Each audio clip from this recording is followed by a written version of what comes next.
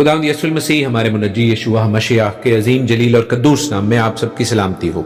नबियों की कहानी बाइबल स्टडी प्रोग्राम के साथ हारून खान आपकी खिदमत में हाजिर है और हम खुदावंद के जिंदा पाक कलाम में से बाइबल मुकद्दस में से रेवलेशन की मुकाशवा की किताब को सीख रहे हैं। उस हवाले से आज 9वें बाब की चौथी किस्त है, 9th चैप्टर ऑफ रेवलेशन और उसका 4th पार्ट। अजीजो, हम खुदावंद में आप सबों के लिए बरकत की और सलामती की दुआ मांगते हैं जो खुदावंद के पाक कलाम को इज्जत से, एहतराम से सीखने और उस पर अमल करने की गर्ज से सुनते हैं। खुदावंद अपने बेटे हमारे मुनज्जी यशुआ मसीह के छिदे हुए हाथों में आपको संभाल के, समेट के हर शैतानी हमले से महफूज रखें। खुदावंद आपको इस नबूवत की किताब को पढ़ने वाला, सुनने वाला और उस पर अमल करने वाला बनाए, जैसा मुकाशवा के पहले बाब की 3री आयत में लिखा है, रेवलेशन 1:3 में। अजीजों, 9th चैप्टर के हवाले से, 9वें बाब के हवाले से हमने सीखा कि 5वां फरिश्ता नरसिंगा फूंक रहा है और ये उन 3 अफसोसों में से, 3 वोज में से पहला वो है, पहला अफसोस है। जी हाँ, 5वां, 6ठा और 7वां नरसिंगा 3 अफसोस भरी दास्तानों की निशानदही करते हैं। और पहले अफसोस के हवाले से जो कुछ रूपजीर हुआ, टिड्डियाँ, अथागड़े की कुंजी, अबदून, अपलियून, हमने इस हवाले से 9वें बाब की पहली 11 आयात में पिछले 3 प्रोग्रामों में सीख लिया है।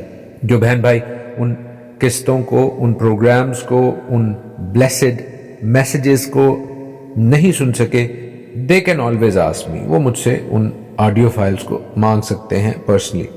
लेकिन अजीजों, जो सुन चुके हैं वो भी उन्हें दोबारा सुनकर बरकत पा सकते हैं और आज हम उससे आगे बढ़ेंगे। मैं 12वीं आयत से बाब के आखिर तक 21वीं आयत तक आपके लिए पढ़े देता हूं और फिर हम इन आयात पर खुदाम के पाक कलाम की रोशनी में और पाक रूह की हिदायत से सीखेंगे। लिखा है कि पहला अफसोस तो हो चुका, देखो इसके बाद 2 अफसोस और होने वाले हैं। और जब छठे फरिश्ते ने नरसिंगा फूंका तो मैंने उस सुनहरी कुर्बान गाह के सींगों में से जो खुदा के सामने है ऐसी आवाज सुनी कि उस छठे फरिश्ता से जिसके पास नरसिंगा था कोई कह रहा है कि बड़े दरिया यानी फरात के पास जो 4 फरिश्ते बंधे हुए हैं उन्हें खोल दे। बस वो 4 फरिश्ते खोल दिए गए जो खास घड़ी और दिन और महीने और बरस के लिए तिहाई आदमियों के मार डालने को तैयार किए गए थे और फौजों के सवार शुमार में 20 करोड़ थे।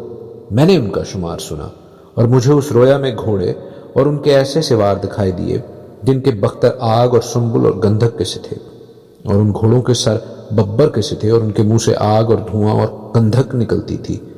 उन तीनों आफतों यानी उस आग और धुएं और गंधक से जो उनके मुंह से निकलती थी, तिहाई आदमी मारे गए, क्योंकि उन घोड़ों की ताकत उनके मुंह और उनकी दुमों में थी।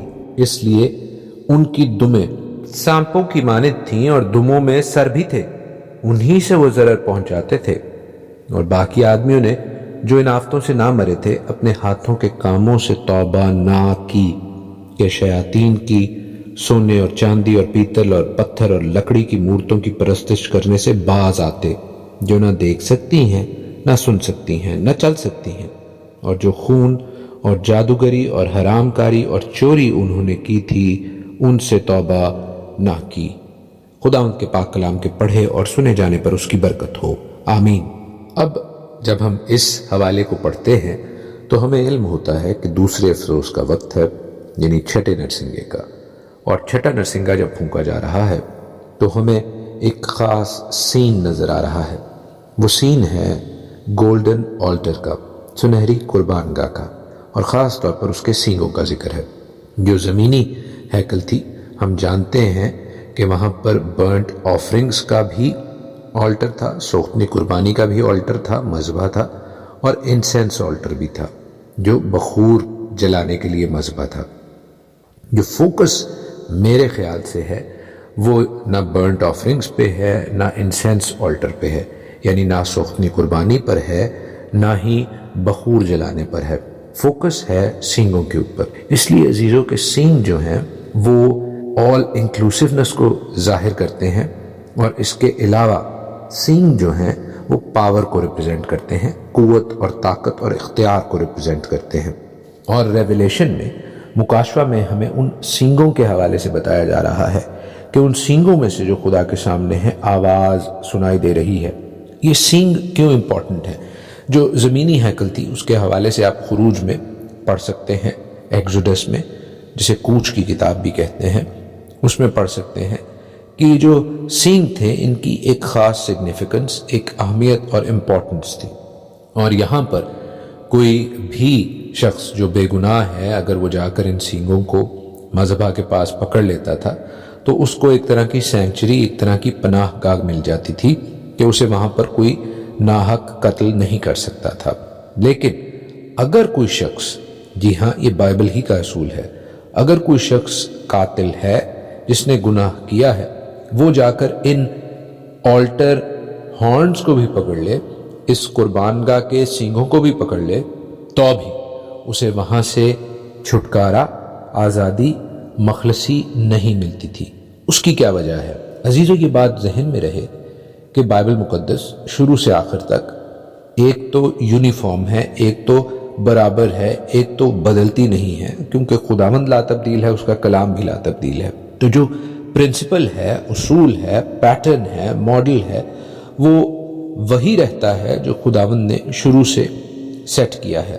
بے شک کچھ نبوتوں کی، کچھ کلام کی تکمیل حصہ بحصہ، طرح بطرح ہوتی رہی ہے، لیکن خداوند کا ماڈل جو ہے، خداوند کا کلام جو ہے ان جنرل بالعموم تبدیل ہرگز نہیں ہوتا، اور خداوند ہرگز نہیں چاہتے کہ گناہ گار کا گناہ ان کے آلٹر کے پاس، اس کے سینگوں کے پاس، مذبح کے پاس آئے، کیونکہ وہ خداوند کے آلٹر کو، خداوند کے مذبح کو، خداوند کے مذبح کے سینگوں کو بھی ناپاک کرتا ہے۔ میرے ساتھ دیکھیے ایکسوڈس 21:14، خروج 21:14 لکھا ہے کہ اگر کوئی دیدہ دانستہ اپنے ہمسایہ پر چڑھائے تاکہ اسے مکر سے مار ڈالے تو اسے میری قربان گاہ سے بھی جدا کر دینا تاکہ وہ مارا جائے، آمین۔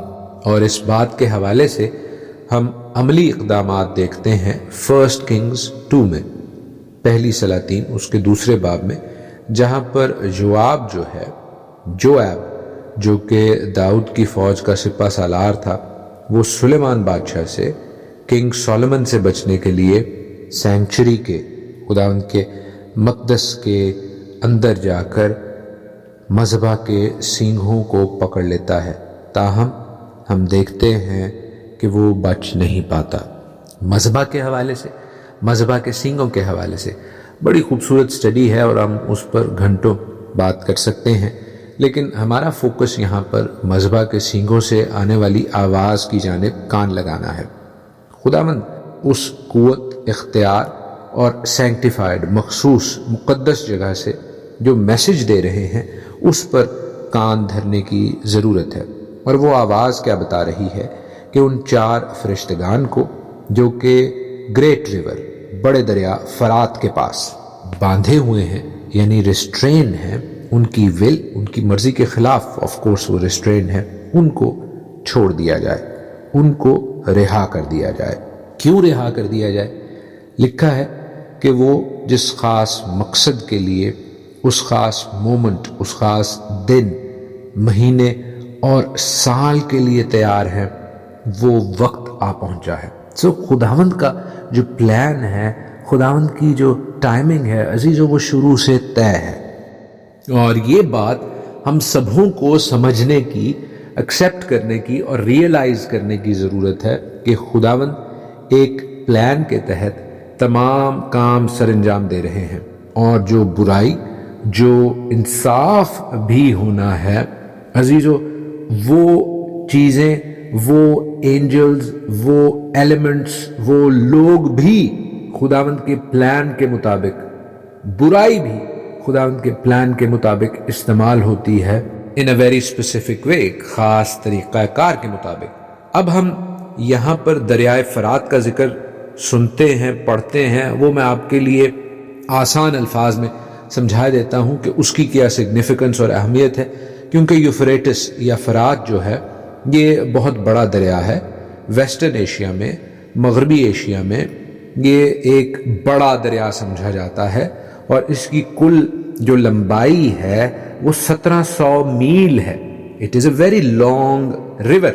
اب فرات کے حوالے سے، دریائے فرات کے حوالے سے ہم مختلف ڈسکشنز بحث کر سکتے ہیں، لیکن اس کی خاص وجہ تسمیہ، خاص امپورٹنس کا ریزن جو ہے وہ اسرائیل کی باؤنڈری ہے. جی ہاں، 1700 میل کی لمبی باؤنڈری صرف ایک کونے کی نہیں ہے، بلکہ ویئر ایور یوفریٹیز، جہاں جہاں فرات کی لینتھ پہنچتی ہے وہ فرات کی نہیں بلکہ اسرائیل کی سگنیفیکنس کو، اس کی باؤنڈری کو، اس کی لینتھ اور اس کے بریڈتھ کو، اس کے عرض کو ظاہر کرتا ہے. اس بات کا اعادہ خداوند یہوہ الوہیم نے، ہمارے آسمانی باپ نے، خداوندوں کے خداوند نے جب ابراہیم سے عہد باندھا تو اس کا ذکر کیا انہوں نے. میرے ساتھ دیکھیے جینیسس 15:18، پیدائش 15:18، کہ اسی روز خداوند نے ابراہیم سے عہد کیا اور فرمایا کہ یہ ملک دریائے مصر سے لے کر اس بڑے دریا یعنی دریائے فرات تک ہے، کینیوں اور کنیزیوں اور قدمونیوں اور ہتھیوں اور فرزیوں اور رفائیم اور اموریوں اور کنانیوں اور جرجاسیوں اور یبوسیوں سمیت میں نے اسے تیری اولاد کو دیا ہے. آمین. اب ان فرشتوں کے ساتھ ہمیں بہت بڑی آرمی نظر آتی ہے، فوج نظر آتی ہے. فوج کس لیے آتی ہے؟ جنگ کے لیے، اس میں کوئی دو رائے نہیں ہے. تو عزیزو، یہ جنگ کس کے اگینسٹ ہو رہی ہے؟ اگر دریائے فرات کا ذکر ہے تو آف کورس وہ وہاں سے آنے والی فوجیں ہیں جو اسرائیل کا محاصرہ کیے ہوئے ہیں، جو اسرائیل کے اگینسٹ ہیں. اسرائیل کے اگینسٹ کیوں ہیں؟ اس لیے کہ اسرائیل خدا کا ہے اور اسرائیل کو ہمیشہ ہی سے خداوند کی پروفیسیز میں، نبوتوں میں سینٹرل پوزیشن حاصل ہے. یہ لوگ جو کہ ایک بڑے انبوہ کے طور پر، ایک بڑے لشکر کے طور پر، 20 کروڑ لوگوں کے طور پر تیار ہو کر آ رہے ہیں. It is an army against Israel. Israel کے گردا گرد ایک بہت بڑی آرمی کا، جنگ کا یہ پیش خیمہ ہے. اس حوالے سے لوگ مختلف تھیوریز، مختلف نظریات قائم کیے ہوئے ہیں، لیکن عزیزو، خداوند کا کلام بڑا واضح ہے. جو کپڑے، جو ذرہ بختر، جو آرمی کی ملٹری پوشاک ان فوجوں نے پہنی ہوئی ہے، وہ اگرچہ جان کے لیے، یوحنا کے لیے الفاظ میں بیان کرنا قدرے مشکل ہے، تو بھی وہ ہمیں یہ بات بڑا واضح طور پر بتاتا ہے کہ یہ چیزیں کافی سوفسٹیکیٹڈ ہیں، کافی ٹیکنالوجیکلی ایڈوانسڈ ہیں. جو گھوڑے جیسی، ہارسز لائک باتیں وہ بتا رہا ہے، دے کوڈ بی ہارسز اور they could be the technologically advanced war machines. وہ وار مشینز بھی ہو سکتی ہیں. اس کے علاوہ ہم یہ بھی دیکھتے ہیں کہ جو فوجیں ہیں ان کے پاس جو اکوپمنٹ ہے، جو ان کے پاس ہتھیار ہیں، وہ سر سے بھی اور دموں سے بھی، یعنی آگے سے بھی اور پیچھے سے بھی، دونوں طرف سے حملہ کرنے کی صلاحیت رکھتے ہیں. This shows very advanced warfare technique. یہ بڑی جدید، بڑی ماڈرن ٹیکنالوجی کو ظاہر کرتے ہیں جو کہ اس وقت اگرچہ موجود نہیں تھی، لیکن یوحنا نے اس حوالے سے بیان کر دیا ہے. سانپوں کا ذکر اس لیے کیا جا رہا ہے کیونکہ ونس اگین یہ بات یاد رکھیں کہ ایلیگوریز میں، استاروں میں، سمبلزم میں جب بھی بات ہوتی ہے تو ہمیں ان باتوں کو کلام ہی کے حوالے سے سیکھنے کی ضرورت ہے. سانپ بائبل میں ہمیشہ ایول کیریکٹر کے طور پر، ایک برے کیریکٹر کے طور پر آئے ہیں. اس وجہ سے جب یوحنا سانپوں کی بات کر رہے ہیں تو ہمیں ان فوجوں کی انٹینشنز کا، ان کے ارادوں کا علم ہوتا ہے کہ وہ ڈیولش ہیں، وہ ایول ہیں، وہ برے ہیں. اور ان تمام باتوں کے باوجود جو حاصل کلام ہے، جو کنکلوژن ہے، وہ یہ ہے کہ خداوند کی آفتیں دیکھنے کے باوجود بھی لوگ ان جنرل، لوگ بالعموم اپنی برائیوں سے، اپنی آئیڈالٹری سے، اپنی بت پرستی سے ہرگز باز نہیں آ رہے۔ وہ سونے چاندی لکڑی کی پرستش تو ضرور کر رہے ہیں، لیکن زندہ خدا سے کوسوں دور ہیں، اور اپنے ہاتھوں کے ان کاموں سے جو کہ برائی کے بتائے جا رہے ہیں ان سے ہرگز شرمندہ نہیں ہیں۔ تکلیف اٹھانے کے باوجود بھی خداوند سے رجوع نہیں لا رہے۔ عزیزو، ہمیں بھی اپنی زندگیوں میں جھانکنے کی ضرورت ہے۔ ہمیں خداوند سے رجوع کرنے کے لیے اپنے برائی کے کاموں کو، سونے چاندی اور لکڑی کی پرستش کو، آئیڈولٹری کو، بت پرستی کو اور بت پرستی کی تمام روایات کو اپنی زندگیوں میں سے دور کرنے کی ضرورت ہے، تاکہ خداوند ہم سبوں پر رحم کریں۔ اس کی قوم کے لیے، اپنے بہن بھائیوں کے لیے ہماری یہی دعا ہے کہ خداوند اپنے لوگوں کو اپنا ڈر، اپنا خوف بخشے اور اپنے سے صاف دل سے رجوع کرنے کی توفیق دے۔ خداوند آپ سب کو برکت بخشے، آمین۔